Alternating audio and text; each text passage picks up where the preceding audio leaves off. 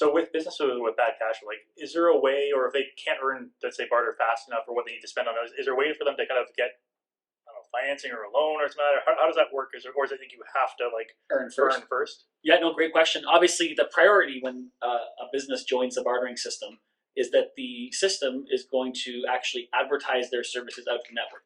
That's number one. Let's bring them new business as fast as possible. But your question is, can a business actually go and spend barter credits in advance of actually earning them?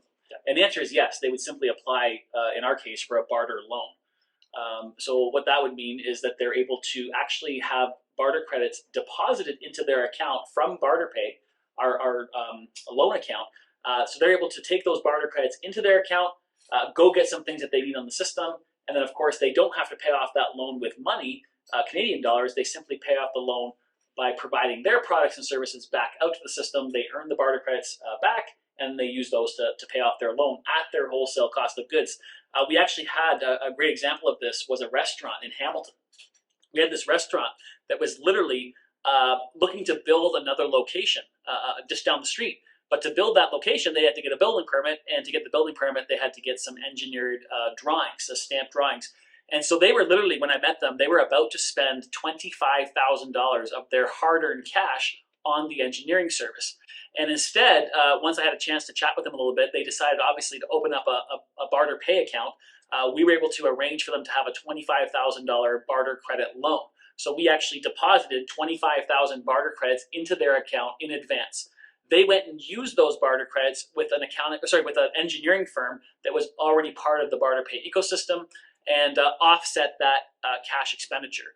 So they were able to keep that $25,000 cash in the bank, and instead utilized $25,000 in barter credits to obtain that service. Over the course of time, the next year or two, all they did was simply let their barter coach advertise their gift cards back out to the system.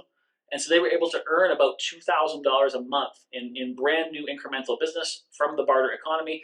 As those barter credits came into their account, they simply took $2,000 a month and applied it to their loan. Sure. So about 2 years later, their loan was paid off, and it was all at their wholesale cost of food.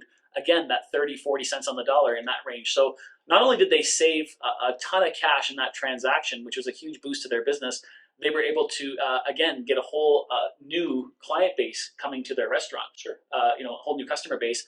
And yeah, the exposure, the overspend, the gift cards that didn't get redeemed, all the other benefits are still there. But just purely from a loan standpoint, being able to not have to come up or use that $25,000 in precious cash was very, very beneficial to them. And especially right now with the pandemic, businesses, or even without the pandemic, it's hard for small businesses to get financing. Right. Well, actually, with your example there with the restaurant, it's like, well, why couldn't they just get $25,000 of business right away, just sell out the gift cards? And the reason that they didn't want to do that, and we obviously were consulting with them as well, is that they didn't want that much barter traffic taking up their whole restaurant. And you think about right now where restaurants can only have so many people in and that type of thing.